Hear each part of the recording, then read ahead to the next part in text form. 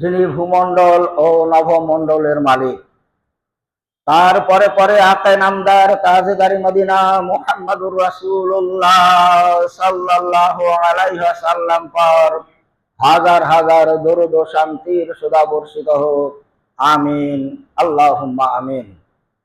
আমি আপনাদের সম্মুখে একটা ছোট্ট আয়াত পাঠ করেছি, সূরা দুখানের 2 নম্বর আয়াত।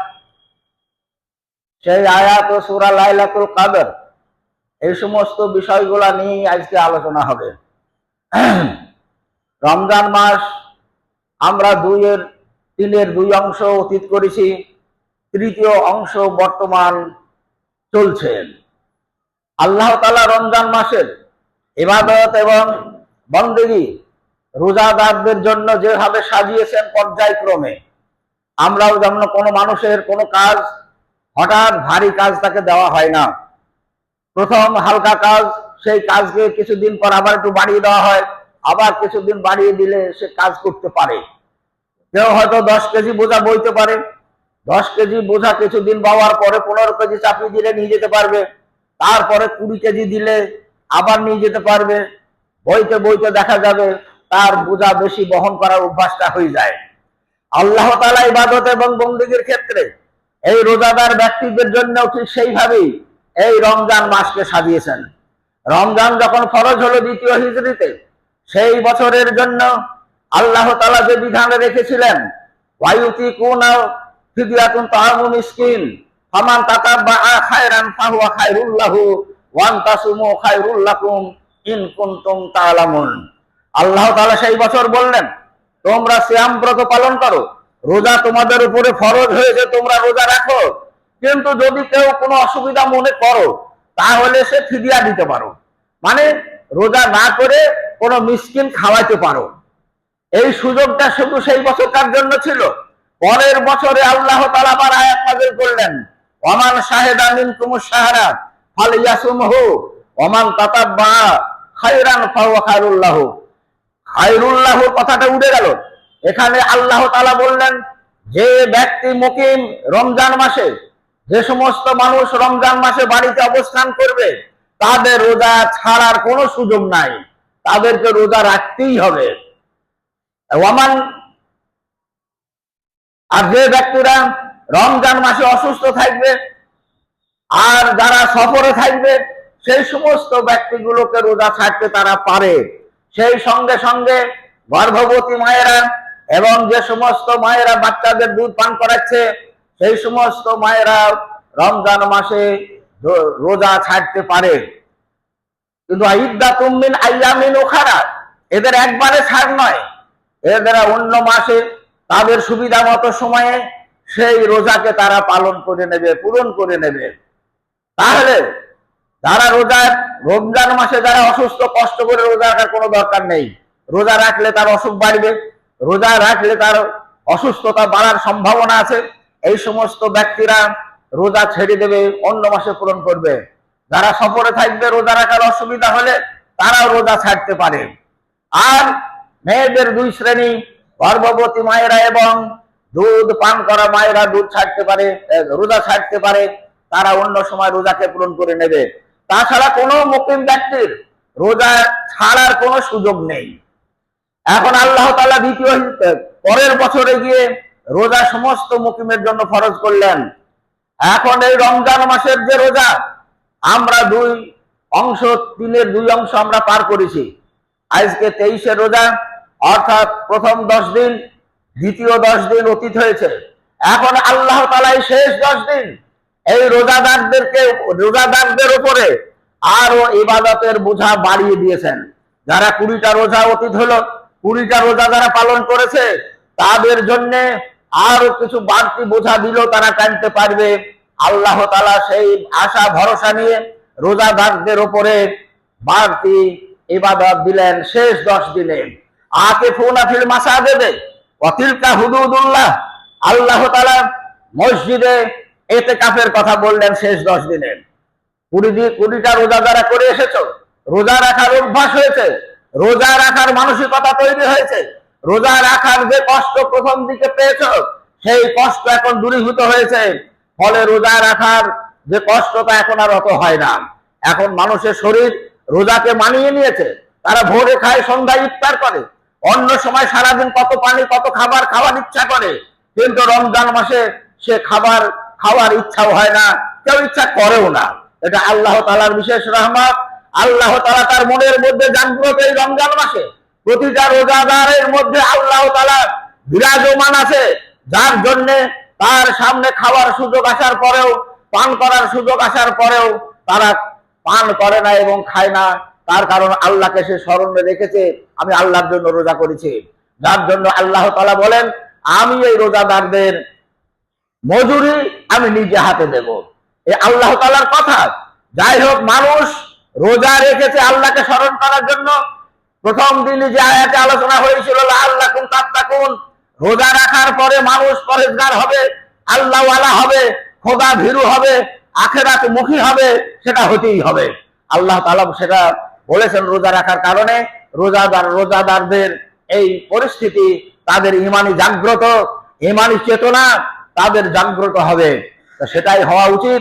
তার জন্য আল্লাহ তাআলা শেষ 10 দিনে মানুষকে পরীক্ষা করার জন্য সহজে সহজে তারা পালন করতে পারবে সেই জন্য বলেছেন, ওয়াকিফুনা ফিল মাসাজিদে, তোমরা ইতিকাফ করো মসজিদে। ইতিকাফ কাকে বলে? আমরা সারা বছর এবং এই রমজান মাসের এই 20 দিন পর্যন্ত যে সমস্ত কাজে লিপ্ত ছিলাম, যে সমস্ত বৈধ কাজ আমরা করেছি, যে সমস্ত কর্মরত ছিলাম, সমস্ত কর্ম সমস্ত কার্যাবলী ত্যাগ করে, সমস্ত কিছুর মায়াকে ত্যাগ করে মসজিদে নিজেকে সীমাবদ্ধ করা, এ হলো ইতিকাফ। তার কারণ সে মসজিদের মধ্যে নিজেকে আবদ্ধ করবে, দুনিয়ার সমস্ত কাজ থেকে নিজেকে বিচ্ছিন্ন করেছে, সংসার থেকে নিজেকে বিচ্ছিন্ন করেছে, করে সে তার এক আল্লাহর উপাসনার জন্য, এক আল্লাহর গুণগানের জন্য, এক আল্লাহর জিকির আজকারের জন্য আল্লাহ তাআলা নির্দেশ করলেন, যারা পারবা তারা করো এই শেষ 10 দিনে ইতিকাফ। ইতিকাফ যারা করবে, আল্লাহ তাআলা বলছেন, আল্লাহ রাসূল বলছেন, তাদের আগেকার সমস্ত গুনাহ আল্লাহ তাআলা ক্ষমা করে দেবেন। এই আল্লাহ তাআলার বিশেষ রহমত। আর সেই সঙ্গে সঙ্গে আল্লাহ তাআলা বলছেন, আল্লাহ তাআলা কোরআন নাযিল করেছেন, ইন্না আনজালনাহু লাইলাতুল মুবারাকাতিন, এমন একটা রাতে আল্লাহ তাআলা কোরআন নাযিল করেছেন যেটা বরকতময় রাত, যেটা এর আগে ইতিপূর্বে কোরআন নাযিল সম্পর্কে আলোচনা হয়েছে। আল্লাহ তাআলা কোরআন নাযিল করলেন, সেই রাত্রিটাকে বরকতময় করে তুললেন। একদিন আল্লাহ রাসূল সাহাবাদের সামনে আগেকার মুসলমানদের, আগেকার উম্মতের ইবাদত বন্দেগী সম্পর্কে আলোচনা করতে গিয়ে একদিন বলছেন, বনি ইসরাইলদের একজন ব্যক্তি 1000 মাস লাগাতার সে দিনের বেলায় জিহাদ করেছে আর রাতের বেলায় আল্লাহর ইবাদত বন্দেগীতে কাটিয়েছেন। যে সমস্ত সাহাবারা উপস্থিত ছিলেন, যারা আল্লাহ রাসূলের কাছ থেকে এই কথা শুনলেন, তারা আফসোস করে আল্লাহ রাসূলকে বললেন, হে আল্লাহ রাসূল, আপনি যে কথা বলছেন, আগের উম্মতের মধ্যে একজন 1000 মাস সে দিনের বেলায় জিহাদ করেছে আর রাতের বেলায় আল্লাহর ইবাদত বন্দেগী করেছে, কত নেকি অর্জন করেছেন। সাহাবারা বললেন, আমাদের ভাগ্যে তা সম্ভব নয়, তার কারণ আমাদের আয়ু তত নেই, আমাদের আপনার শেষ উম্মত অতদিন বাঁচে না, যার জন্য এদের আয়ু কম, জীবন কম, যার জন্য এদের পক্ষে ওই 1000 মাস ধরে ইবাদত করা সম্ভব নয়। সাহাবারা যখন আল্লাহ রাসূলের সামনে এই কথা আফসোস করে বললেন যে আমাদের ভাগ্যে তা করা সম্ভব নয়, আল্লাহ তাআলার আরশে গিয়ে ধাক্কা মারলো আল্লাহ রাসূল এবং সাহাবাদের এই কথা। আল্লাহ তাআলা তখন শেষ নবীর উম্মতকে একটা বিশেষ সুযোগ করে দিলেন, সেটা হলো লাইলাতুল কদর। লাইলাতুল কদর সম্পর্কে আল্লাহ তাআলা বলছেন, ইন্না আনজালনাহু ফি লাইলাতুল কদরে, আমি এই কোরআন মাজিদকে অবতীর্ণ করেছি লাইলাতুল কদরে। ওয়া মা আদরাকা মা লাইলাতুল কদর, লাইলাতুল কদর তোমরা কি তা জানো? লাইলাতুল কদরটা কি জিনিস? লাইলাতুল কদরে খায়রুম মিন আলফিশ শাহর, লাইলাতুল কদর হলো 1000 মাস অপেক্ষাও উত্তম এই একটা রাতের ইবাদত। ওয়া তানাজ্জালুল মালায়েকাতু ওয়া রূহ ফিহা বিইজনি রাব্বিহিম মিন কুল্লি আমর, এই রাতে আকাশ থেকে জিবরাইল আলাইহিস সালাতু ওয়াস সালামের নেতৃত্বে অসংখ্য ফেরেশতা পৃথিবীতে অবতরণ করেন। তারা পৃথিবীতে দেখেন এই গভীর রাতে কোন মানুষগুলো আল্লাহর রহমতের আশায় আল্লাহর কাছে নিজের গুনাহকে মাফ করিয়ে নেওয়ার তাগিদে মাগফিরাতের দোয়া করছে আল্লাহর কাছে, আল্লাহর সন্তুষ্টি অর্জন করার লক্ষ্যে কোন মানুষ আল্লাহর ইবাদত বন্দেগীতে কাটাইছে, কোন মানুষ জাহান্নাম থেকে মুক্তি পাওয়ার জন্য, কিয়ামতের দিনে নাজাত পাওয়ার জন্য আল্লাহ তাআলার ভয়ে এই গভীর রাতে অশ্রু নির্গত করছেন। এগুলো তারা দেখেন। সেই সমস্ত ফেরেশতারা সারা রাত সারা দুনিয়ায় বিচরণ করেন। তারা যেগুলো দেখেন সেই সমস্ত রিপোর্টগুলো তারা সংগ্রহ করেন এবং সেগুলো আল্লাহ তাআলার কাছে পেশ করেন। হাত্তা মাতলাইল ফাজর, তারা ফজর উদিত হওয়ার আগে পর্যন্ত এই দুনিয়ার বুকে এই সমস্ত কাজগুলো তারা করতে থাকে। এখন লাইলাতুল কদর কি জিনিস? লাইলাতুল কদর একটাই রাত, কিন্তু সেই রাতটা গোপন রাখা হয়েছে, যে বলা হয়েছে শেষ দশকের বিজোড় রাত্রিগুলোতে তোমরা সন্ধান করো। এটা আল্লাহ রাসূলের কথা। আল্লাহ রাসূল এক সময় বলছেন, আমাকে বলা হয়েছিল লাইলাতুল কদর কোন রাতে হবে, কিন্তু আমি সেটা ভুলে গেছি। আল্লাহ তাআলা ভুলিয়ে দিয়েছেন যাতে মানুষ তার ইবাদত বন্দেগী করার জন্য বেশি বেশি উপাসনা করতে পারেন। সেই লাইলাতুল কদর একটা রাত, যেদিন একটা রাতই সেটা সংগঠিত হবে একটা বছরে। লাইলাতুল কদর যখন সংগঠিত হয় সেই সময় যারা ইবাদত এবং বন্দেগীতে রত থাকে তারা যদি সেটাকে দেখতে পায়, একটা আলোর আভাসের মতো তারা যদি দেখতে পায়, আল্লাহর হযরত আয়েশা রাদিয়াল্লাহু তাআলা আনহা আল্লাহ রাসূলকে জিজ্ঞাসা করলেন, হে আল্লাহ রাসূল, আমরা যদি ওই লাইলাতুল কদর দেখতে পাই তাহলে সেই সময় আমরা কোন দোয়া পড়বো আর কি করব, আমাদের করণীয় কি হবে? আল্লাহ রাসূল বললেন, ওয়াইন্নী আফুবুন তুহিব্বুল আফওয়া ফাফু আননি। আল্লাহ রাসূল ছোট্ট দোয়াটা বলে দিলেন, এত গুরুত্বপূর্ণ, এত মাধুর্যপূর্ণ আর এত মূল্যবান দোয়া।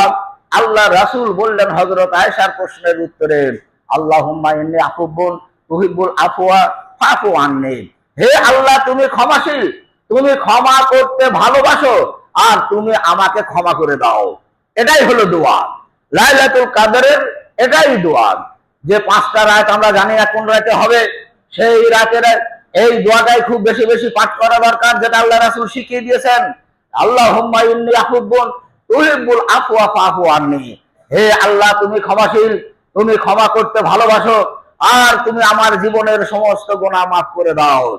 যার জীবনের সমস্ত গুনাহ মাফ হয়ে যাবে, কিয়ামতের দিনে উত্থানের সময় আল্লাহ তাআলার সম্মুখে যখন বিচারের জন্য দাঁড়াবে, যার জীবনে কোনো পাপ নেই, যার জীবনে কোনো অন্যায় নেই, যার জীবনে কোনো গুনাহ নেই, নিষ্পাপ একটা লোক আল্লাহ তাআলার সামনে কিয়ামতের ময়দানে বিচারের কাঠগড়ায় দাঁড়াবে, তার জন্য তো জান্নাত অনিবার্য।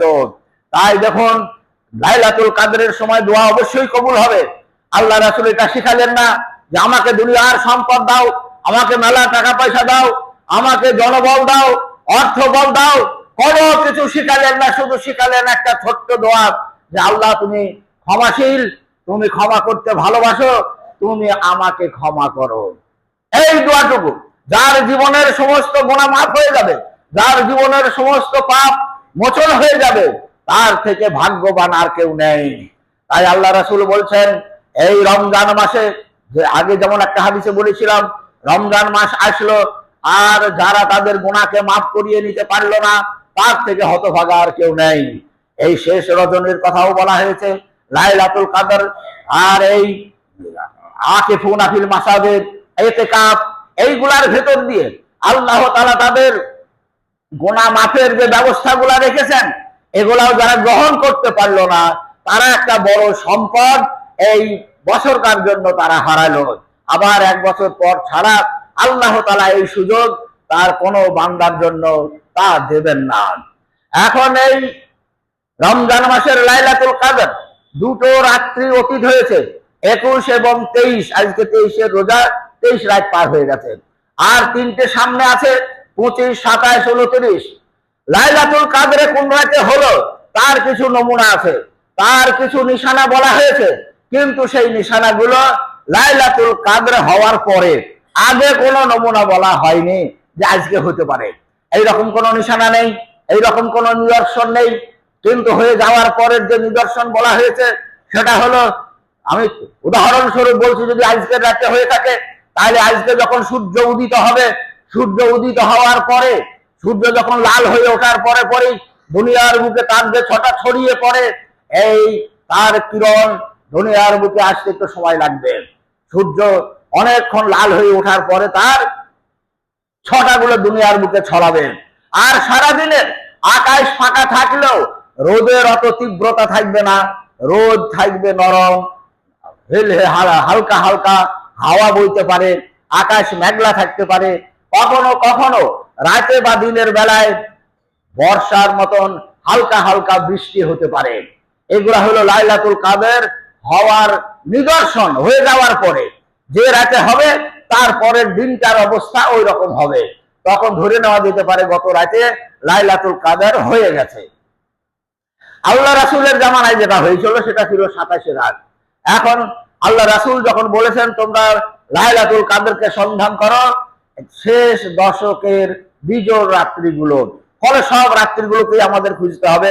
আল্লাহ তাআলা কবে দেবেন সেটা ঠিক নির্ধারণ করে দেননি। তাহলে যেদিন হবে তার পরের দিনের অবস্থা ওই রকম দেখে আমরা বুঝতে পারবো যে গত রাতে লাইলাতুল কাদের হয়ে গেছে। সেই দিনে রোদের খুব তীব্রতা থাকবে না, হালকা বাতাস থাকতে পারে, আকাশ মেঘলা থাকতে পারে, মেঘলা না থাকলেও রোদের তীব্রতাটা থাকবে না, মেঘলা থেকে মাঝে মধ্যে হালকা হালকা বৃষ্টি পড়তে পারে, এইরকম অবস্থা থাকবে। এই রাত্রিগুলো মানুষ কোরআন তেলাওয়াত, ইবাদত, নফল নামাজ এবং আল্লাহর জিকির আজকারে কাটাইতে হবে। গল্প গুজব করে নয়, অন্য কোনো অনুষ্ঠান করে কাটানোর ব্যাপারগুলো নেই। একমাত্র আল্লাহ তাআলার উপাসনা, আল্লাহ তাআলার গুণগান, আল্লাহ তাআলার সন্তুষ্টি অর্জনের লক্ষ্যে নিজের জীবনের সমস্ত গুনাহকে মাফ করে নেওয়ার উদ্দেশ্যে আল্লাহ তাআলার কাছে তার তওবা, ইস্তেগফার এবং দোয়া এবং আবেদন থাকবে। এই হিসাবে একটা নামাজ আছে, হাদিসটা জয়ীফ, তবু তাকে আমল করা যেতে পারে সালাতুত তাসবিহ। সালাতুত তাসবিহতে যে বাড়তি দোয়া সেটা সবটাই তাসবিহ, সুবহানাল্লাহ, আলহামদুলিল্লাহ, ওয়ালা ইলাহা ইল্লাল্লাহু, আল্লাহু আকবার, সবটাই তাসবিহ। সুবহানাল্লাহ, আলহামদুলিল্লাহ, লা ইলাহা ইল্লাল্লাহ, আল্লাহু আকবার, চারটে তাসবিহকে একসঙ্গে মাঝখানে ওয়াও জুড়ে দিয়েছে। সুবহানাল্লাহ, আলহামদুলিল্লাহ, ওয়ালা ইলাহা ইল্লাল্লাহু, আল্লাহু আকবার। এই নামাজটাকে পড়া যেতে পারে, অনেক সময় লাগবে, সময় কাটবে, অথচ তার তাসবিহ এবং তেলাওয়াতে নামাজের ভিতরে সময়টা কাটবে। নামাজটার নিয়ম হলো, আমরা যে নামাজ পড়ছি, আমরা যে 4 রাকাত নামাজ যেমন পড়ছি ওই রকমই নামাজ না। ওই নামাজে আমরা যে সমস্ত দোয়া পড়ি, সূরা পড়ি, সবগুলাই পড়তে হবে। প্রথম রাকাতে যেমন সূরা ফাতিহা পড়ি, ফাতিহার পরে আর একটা সূরা পড়ি, তারপরে আমরা রুকুতে যাই। সালাতুত তাসবিহতে রুকুতে যাওয়া হবে না। আলহামদুলিল্লাহ সূরা যখন পড়া হয়ে গেল, আর একটা সূরা পড়া হয়ে গেল, রুকুতে না গিয়ে দাঁড়িয়ে দাঁড়িয়ে এই দোয়াটা 15 বার পড়তে হবে, 15 বার আবার গুনে। তারপরে রুকুতে গিয়ে রুকুর যে দোয়া, সেই রুকুর দোয়া পাঠ করার পরে রুকুতে থেকে যেতে হবে, রুকুতে থেকে 10 বার পড়তে হবে এই তাসবিহ, এই দোয়াটা। রুকু থেকে উঠে রুকুর পরের যে দোয়াটা পড়া হয়ে গেল, তারপরে দাঁড়িয়ে দাঁড়িয়ে এই দোয়াটাকে আবার 10 বার পড়তে হবে। তারপরে সিজদায় চলে গেলেন, সিজদায় যে দোয়া, সে দোয়া পড়ার পরে আবার এই দোয়াটাকে 10 বার পড়তে হবে। সিজদা থেকে উঠে মাঝখানে যে দোয়া পড়ে নিলেন, বসে বসে আবার 10 বার পড়লেন। তারপরে আবার দ্বিতীয় সিজদায়, সিজদার দোয়া পড়া হয়ে গেল, সিজদার দোয়া পড়ে সিজদা থেকে উঠা হবে না, মাটিতে মাথায় থাকবে, এই দোয়াকে 10 বার পড়তে হবে। তারপরে সিজদা থেকে উঠে যখন খাড়া হয়ে যায়, খাড়া না হয়ে বসে বসে এই দোয়াটাকে আবার 10 বার পড়তে হবে। এক রাকাতে 7 জায়গায় 7 10 70, প্রথম 5 বার বেশি হয়েছে, 75 বার পড়া হবে। 4 রাকাতে 75 বার এই তাসবিহ পাঠ করা হবে। 4 রাকাতে 300 বার পড়া হবে, 4 রাকাতে 300 বার। এই হিসাবে রাতের বেলায় লাইলাতুল কাদরের রাত্রিগুলোয় এই সমস্ত নামাজ বা এমনি তাসবিহ, অন্যান্য তাসবিহ, অন্যান্য জিকির, এই সমস্ত দিয়েই রাত্রিগুলো কাটাতে হবে। তার কারণ ওই রাতে যখন ফেরেশতারা পৃথিবীর বুকে আগমন করে, সেই জিবরাইল আলাইহিস সালামের নেতৃত্বে অসংখ্য ফেরেশতা যখন দেখবে এই সমস্ত আল্লাহর বান্দাগুলো আল্লাহ তাআলার কাছে ক্ষমা প্রার্থনা করছে, আল্লাহ তাআলার কাছে তার জান্নাত পাওয়ার আশায় দোয়া করছে, তার জীবনের সমস্ত গুনাহ মাফ করে নেওয়ার জন্য রাহা জারি করছে, এই সমস্ত রিপোর্ট গুলো ফেরেশতারা গিয়ে আল্লাহ তাআলার কাছে দেবেন। যারা এই ফেরেশতাদের নোটে আসবে, যারা এই ফেরেশতাদের হিসাবের মধ্যে পড়ে যাবে, তাদের থেকে এই বছরকার রমজান মাসের রোজাদারদের মধ্যে সব থেকে বেশি সৌভাগ্যবান তারাই। তো যাই হোক, আল্লাহ তাআলা আমাদেরকে সেই সৌভাগ্য দান করুক, যাতে আমরা এই লাইলাতুল কদরের রাতগুলো আল্লাহ তাআলার গুণগান, আল্লাহ তাআলার উপাসনা, নফল ইবাদত বন্দেগী এবং ইস্তেগফার ও আবেদন এবং নিবেদন, জাহান্নাম থেকে মুক্তি, ইতকুম মিনান নার, জাহান্নাম থেকে মুক্তি এবং জান্নাত নসিব, এই সমস্ত হওয়ার জন্য আল্লাহ তাআলার কাছে আমরা দোয়া দরুদ করে যেন রাত্রিগুলো কাটাতে পারি, সেই তৌফিক আল্লাহ তাআলা আমাদেরকে দান করুক। আমিন।